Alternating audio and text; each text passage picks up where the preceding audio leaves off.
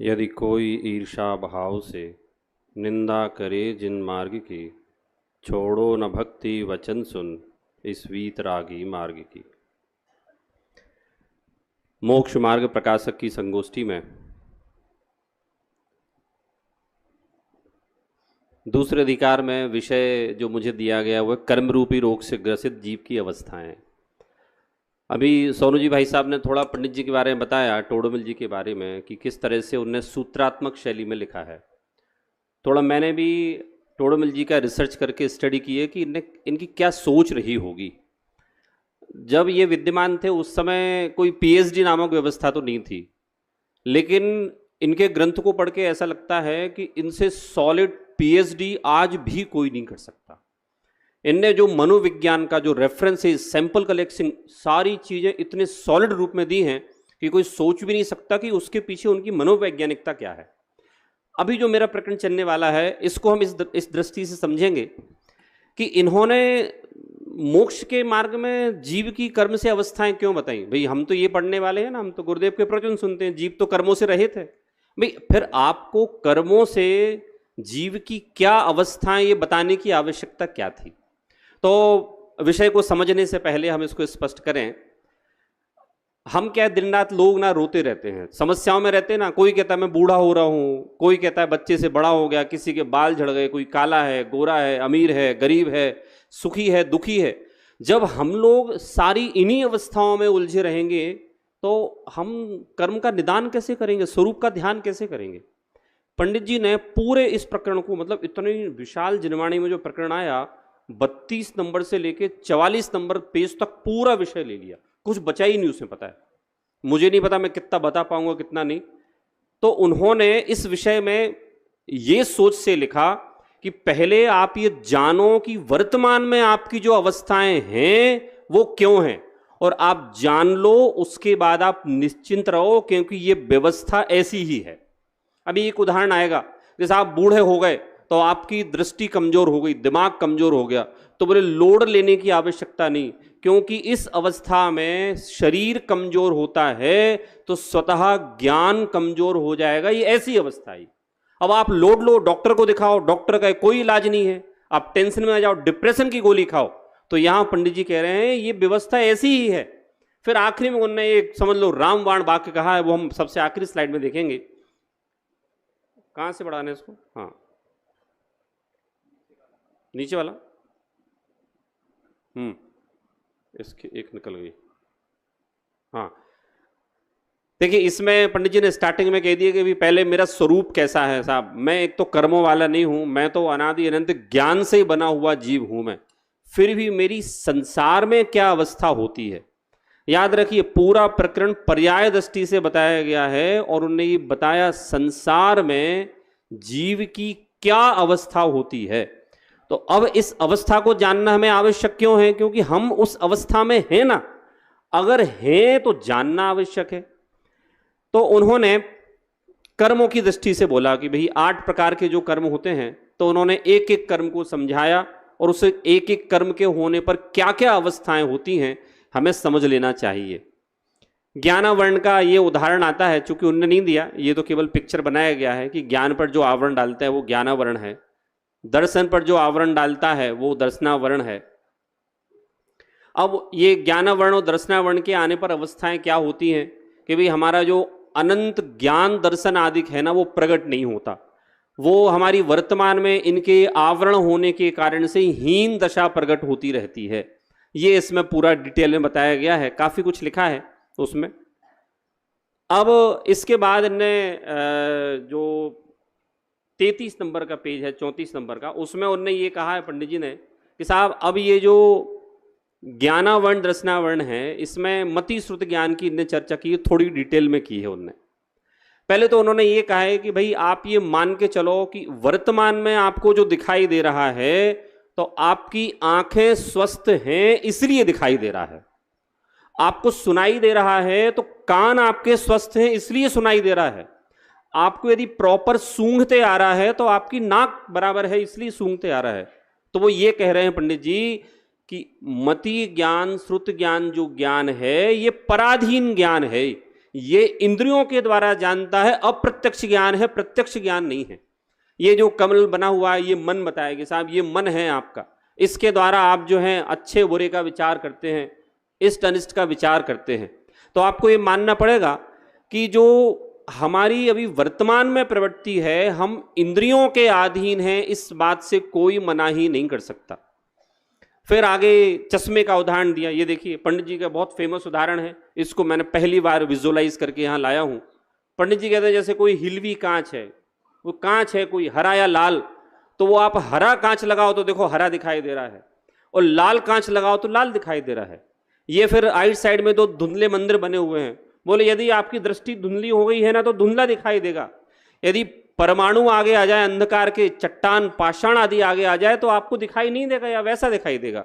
इसका क्या मतलब, हमारी आत्मा की ज्ञान की शक्ति की व्यक्ति वर्तमान अवस्था में मति ज्ञान के द्वारा अर्थात इंद्रिय और मन के द्वारा ही होती है, मानना पड़ेगा हमें। बहादुर बनने की ज्यादा आवश्यकता नहीं, मैं तो काय से जानता हूं, नहीं, मैं आत्मा के मूल ज्ञान से जानता हूं। जानते हो, लेकिन अभी प्रकरण क्या है, मति ज्ञान श्रुत ज्ञान तो पराश्रित ज्ञान है। आपकी आंख के आड़े यदि लाल कोई कांच आता है तो आपको सारा संसार कैसा दिखाई देने वाला है, लाल। ऐसे आपकी आंख में मोतियाबिंद हो गया तो आपको क्या सलाह दी जाएगी, क्या कराएं, ऑपरेशन कराएं कि नहीं कराएं, बोलो।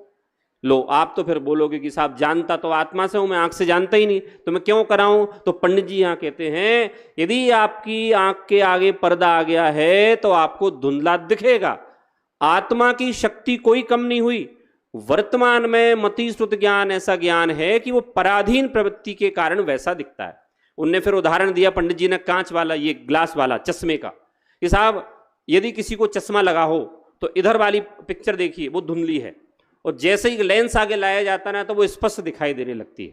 जिसको पास का चश्मा लगा है वो पास का देखेगा, दिखाई नहीं देगा, और चश्मा लगाएगा तो क्लियर, और जिसको दूर का है तो इतने पहले भी पंडित जी ने इतना वैज्ञानिक लिख दिया कि साहब चश्मा लगाने पर एकदम क्लियर दिखता है पूरा। फिर परमाणु का है कि सब बाहर अंधकार है तो आपको दीपक ले जाकर ही देखना पड़ेगा। यदि अंधकार के परमाणु बीच में आ गए हैं तो आपको आंखों से नहीं दिखेगा, ज्ञान होने के बाद भी आपको दीपक के द्वारा ही दिखाई देगा। ऐसा यहां लिखा हुआ है, बाह्य परिस्थितियों के अधीन ज्ञान है हमारा। फिर यहां कह रहे हैं इंद्रियों की दुर्बलता की, जब ये व्यक्ति यंग होता है ना तो युवा अवस्था में इसकी इंद्रियां पुष्ट होती हैं, आंखों से प्रॉपर दिखाई देता है, कानों से प्रॉपर सुनाई देता है, सूंघ सकता है, दौड़ सकता है, चल सकता है। अब क्या हुआ साहब, ये एक व्यक्ति भरपूर जवान था, भरपूर जवान समझ गए ना, कौन सी उम्र में होते भरपूर जवान। अब मैं चूंकि 40 पार हूं तो मैं बोलूंगा 40 के बाद भरपूर जवान होते, 25 वाले को बोलेंगे 25 की अवस्था में भरपूर जवान होते। अब वो क्या होता है, धीरे धीरे करके प्रौढ़ अवस्था में पहुंचते पहुंचते बूढ़ा हो जाता है। अब उसे क्या लगता है, यार मैं आज से 5 साल पहले इतना अच्छा लगता था, इतना अच्छा दिखता था, सब कुछ अच्छा था, एकदम से बेकार कैसे हो गया। तो पंडित जी कह रहे हैं भाई साहब ये वर्तमान में मति श्रुत ज्ञान की सीमितता है। इंद्रियों के दुर्बल होने पर आपका ज्ञान भी दुर्बल हो जाएगा। बूढ़े बाबा हैं, इनको कम दिख रहा है, कम इंद्रियां पुष्ट हैं, और वो जवान बैठा है। पंडित जी ने तो बालक शब्द भी लिया कि बालक जवान को प्रॉपर दिखता है, प्रॉपर इंद्रियां पुष्ट होती हैं। फिर आगे कह रहे हैं कि भाई ये जो मन के द्वारा सारी विचार करता है, असत कल्पनाएं भी करता है, सत कल्पनाएं भी करता है, ये सारे काम जो है ना ये मन के द्वारा करता है। बीच में मन बना हुआ है और ये विभिन्न प्रकार के जो काम हैं सारे सोचने के, ये मन के द्वारा कर रहा है। द्रव्य मन दिया है, और ये दूरवर्ती पदार्थ का भी चिंतन कर सकता है मन के द्वारा। संगी का ही होता है मन, ऐसा इसमें लिखा है, और अनुमान और कल्पना दोनों किए जा सकते हैं। फिर मति ज्ञान की प्रवृत्तियां बताई, पूरी डिटेल में बताई कि साहब मति ज्ञान की प्रवृत्ति काय काय के द्वारा होती है। तो जिह्वा इंद्रिय के द्वारा होती है, घ्राण इंद्रिय के द्वारा होती है, कर्ण इंद्रिय के द्वारा होती है, चक्षु इंद्रिय के द्वारा होती है। नीचे दिए हुए हैं देखिए कौन कौन से को क्या क्या होता है। पहले को स्पर्श होता है, दूसरे को स्पर्श रसना, तीसरे को स्पर्श रसना, घ्राण, चक्षु, कर्ण, ऐसे करके पंच इंद्रिय वालों को सबको ये मति ज्ञान से ही काम करते हैं। मतलब 1 इंद्रिय, 2 इंद्रिय, 3 इंद्रिय, 4 इंद्रिय, सबका ज्ञान कौन सा है, सबका मति ज्ञान है। ये फिर नीचे बने हुए हैं। ये मति ज्ञान की इस प्रकार से पंडित जी ने यहाँ प्रवृत्ति बताई है, और उन्होंने जो जो मैटर इसमें बताया पूरा का पूरा इसमें लिखा हुआ है। ये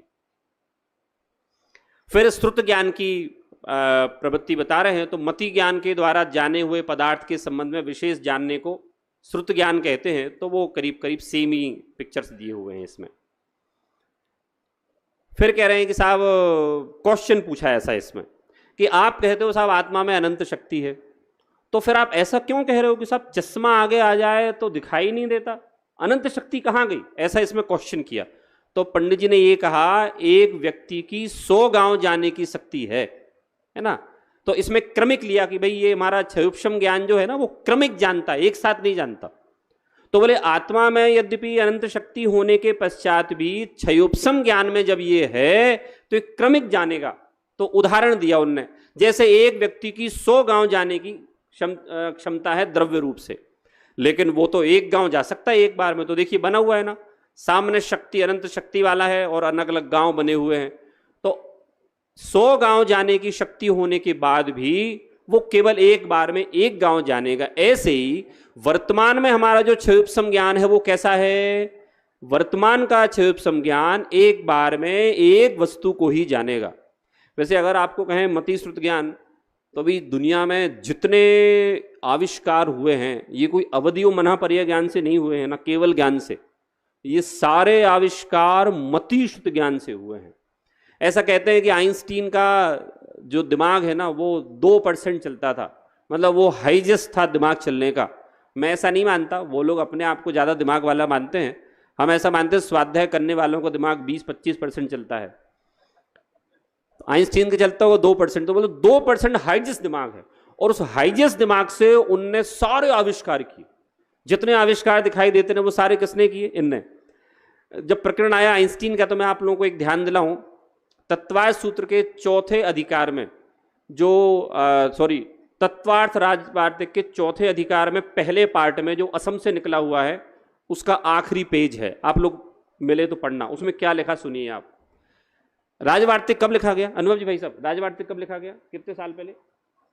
800-900 वर्ष हो गए। 800-900 वर्ष हो गए। और ये आइंस्टीन को कितना समय हुआ जिसने गुरुत्वाकर्षण का सिद्धांत निकाला? 200-250। आपको पता है राजवार्तिक में भट्टकलंग देव ने यह लिखा कि जिस तरह से आम गुरुत्व के कारण से नीचे गिर जाता है, तो मुझे ऐसा लगता है कि इनके हाथ में हमारा राजवार्तिक लगा और उन्होंने उससे ही वो निकाला गुरुत्वाकर्षण। ये कहते हैं साहब गुरुत्वाकर्षण का सिद्धांत पहले उपलब्धि नहीं था, विद्यमान नहीं था, लेकिन आप देख लो प्रमाण है ये लिखा हुआ। उन्होंने कहा जिस तरह से गुरुत्व के कारण गिर जाता है, ऐसे ही ये जितने वर्तमान में प्रयोग हो रहे हैं वे सारे के सारे मति ज्ञान से हो रहे हैं।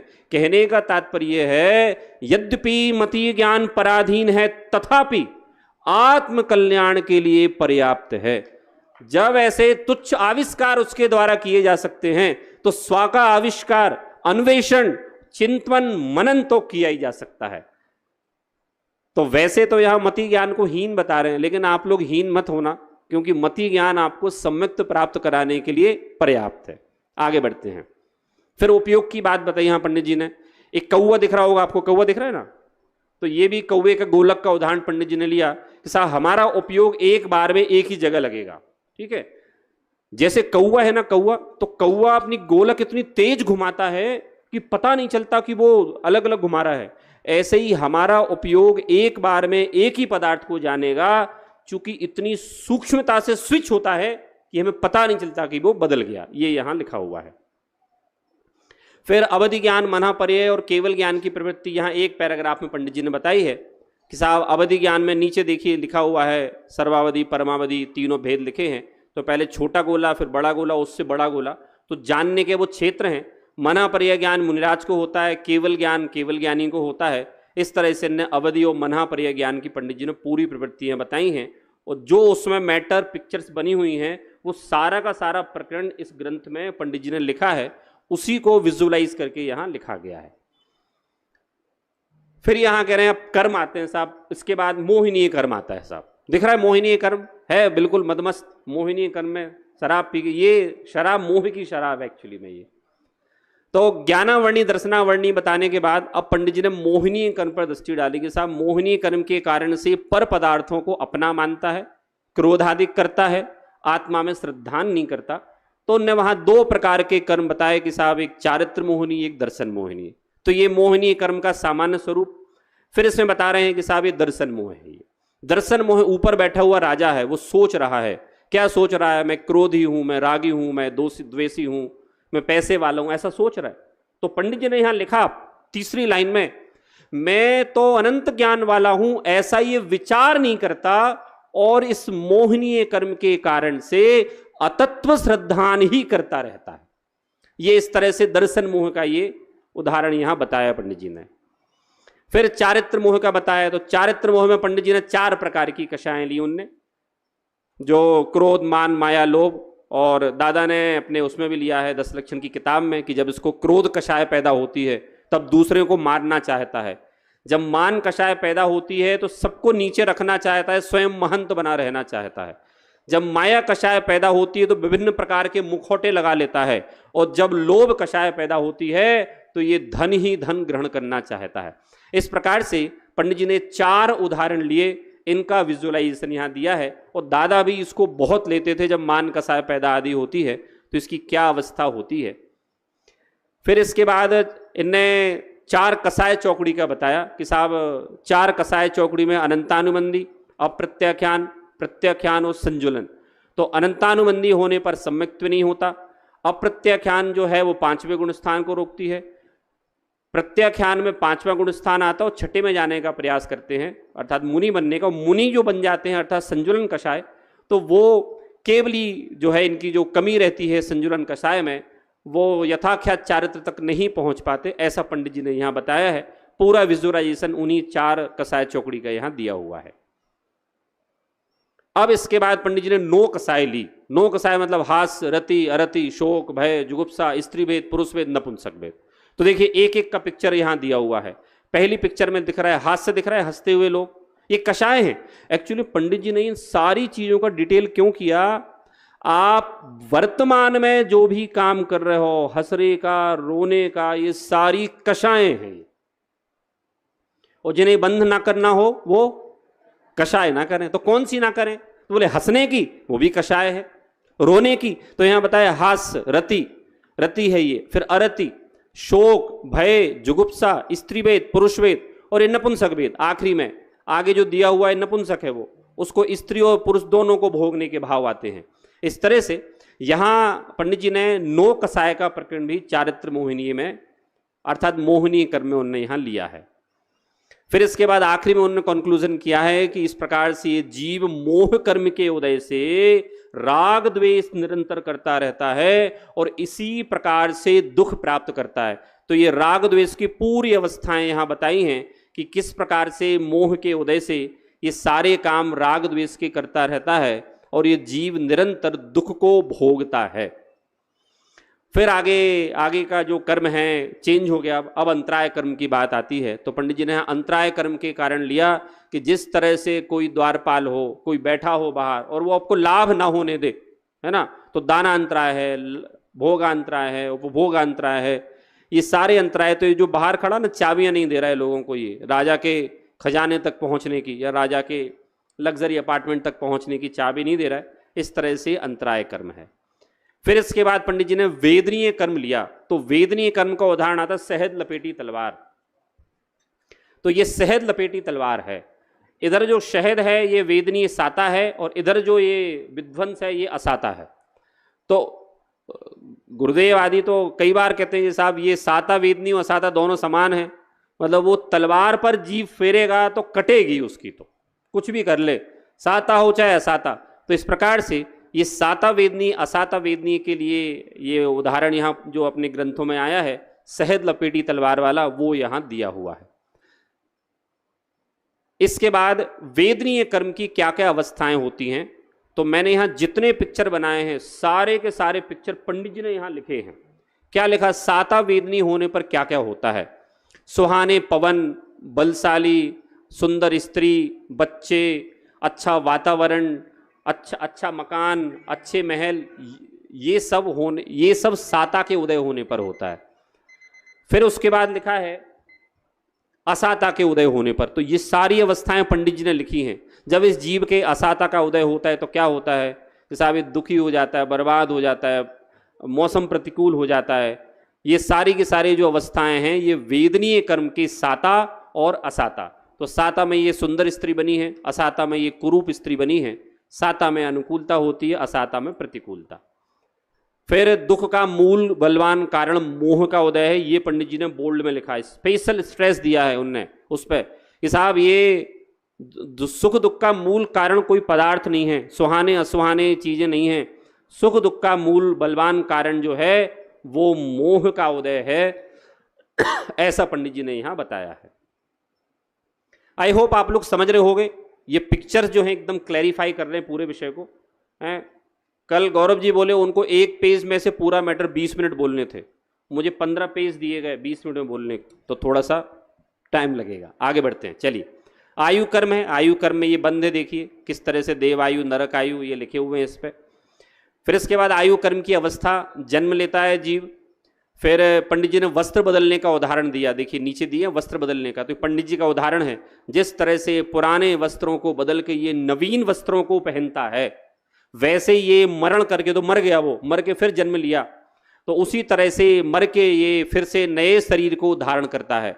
फिर यहाँ एक बाबा जी जो है बॉटल लगा रहे हैं, तो पंडित जी ने वहां लिखा, अनेक कारण उपस्थित होने पर भी आयु कर्म यदि शेष है तो मरण नहीं हो सकता, वहां लिखा है जो वो बाबा जी को बॉटल लग रही है वो। फिर बगल में लिखा है कि कोई कुछ भी कर ले परंतु कोई किसी को मार बचा नहीं सकता, वो जो राजा हैं वो तंत्र मंत्र के आदि के द्वारा बता रहे हैं। ये आयु कर्म उदय जन्म अवस्था आ गई। फिर नाम कर्म, नाम कर्म ने आप में सुना होगा हमेशा, नाम कर्म चित्रकार है। तो देखिए साहब ये चित्र बना रहा है पूरे, हमें किसने बनाया, मतलब हमारे शरीर की संरचना किसने की, अब हमें अच्छी लगे या बुरी लगे तो किसने करी, तो देखो आप स्त्री को, पुरुष को, नपुंसक को, देव को, मोर को, हाथी को, जितने लोग हैं सबको बनाने वाला ये नाम कर्म है, ये पर्सोनिफिकेशन है नाम कर्म का, मतलब मानवीयकरण किया है। ऐसा कोई मानव नहीं होता, ये केवल एक मानवीयकरण किया है चित्र के माध्यम से। तो ये नाम कर्म उदयजन्य अवस्था है। तत्पश्चात नाम कर्म होने पर क्या क्या होता है, तो पंडित जी ने यहाँ पूरा मैकेनिज्म बताया। मतलब मैं एक हंसी की बात बोलता हूं, यदि किसी की गैस पास नहीं होती हो तो पंडित जी कह रहे हैं ये नाम कर्म से नहीं होती है तुम्हारी गैस पास।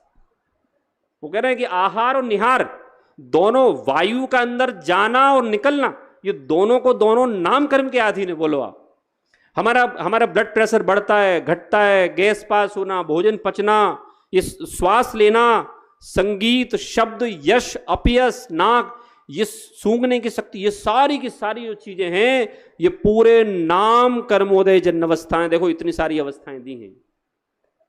नाम कर्म का बहुत बड़ा साम्राज्य है, डिटेल में आप लोग फिर पढ़ लीजिए। मतलब किसी की आवाज अच्छी है तो वो भी नाम कर्म का उदय है, कोई दिखता अच्छा है तो वो नाम कर्म का उदय है, बुरा दिखता तो भी नाम कर्म का उदय है, इसलिए खेद करने की कोई बात नहीं है। फिर उसी को और पंडित जी ने आगे बढ़ाया बेड़ी वाले उदाहरण से कि साहब शरीर और आत्मा का संबंध जो है वो बेड़ी जैसा है कि दोनों एक साथ ही जाते हैं। वर्तमान में तो ऐसा ही है, जहाँ जो ले जाए, जो बलवान हो वो उसको घसीट ले जाता है और जो कमजोर हो वहाँ रह जाता है। इस तरह से यहाँ एक नाम कर्मोदय जन्म अवस्था का बताया कि किस तरह से ये होता है। अभी बस अखिल जी खड़े हो गए हैं, करता हूँ थोड़ी देर में समाप्त। गोत्र रह गया। गोत्र कर्म में बताया है कि साहब कुम्हार घड़ा बनाता है, ये इधर जो है ना शुभ गोत्र है, ये अशुभ गोत्र है, ये खराब घड़ा बनाया उसने, ये शुभ घड़ा बनाया।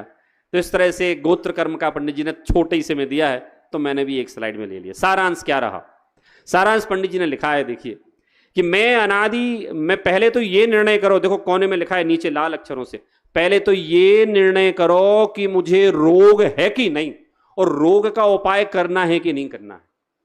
पूरी अवस्थाएं इसमें दी हुई है सारांश में कि साहब देखो मैं स्त्री, बालक, वृद्ध, हंसना, रोना, साता, असाता, नामकर्म, बूढ़ा, संसार की सारी अवस्थाएं दी हैं। और एक यदि कोई सारभूत है तो वो आत्मा की आराधना, मुक्त अवस्था, मुनि पद को धारण करना। तो इस पूरे प्रकरण में पंडित जी ने इतना मार्मिक विषय लिया है कि अब आपको आज से कोई भी टेंशन लेने की आवश्यकता नहीं, क्योंकि आपके शरीर की छोटी से छोटी गतिविधि भी आपके कर्म से ही चल रही है। जब हमें कारण पता चल गया तो किसी प्रकार का अब हमें बूढ़ा होने पर, बीमार होने पर, शत्रु बनने पर, मित्र बनने पर खेद नहीं होगा। तो यहाँ ऐसे देखें तो बहुत मार्मिक प्रकरण बताकर पंडित जी ने ये बताया है कि यदि आपको निर्णय हो गया हो कि ये कर्म मुझे हैं और इनने मुझे दुखी कर रखा है, तो अब मुझे उन कर्मों के नाश का उपाय करना है। इस तरह से आप सबके सामने आचार्य कल्प पंडित टोडरमल जी कृत मोक्ष मार्ग प्रकाशक नामक ग्रंथ की ये संगोष्ठी में ये विषय मैंने लिया। आप लोगों ने धैर्यपूर्वक सुना, उसके लिए खूब खूब आभार, धन्यवाद।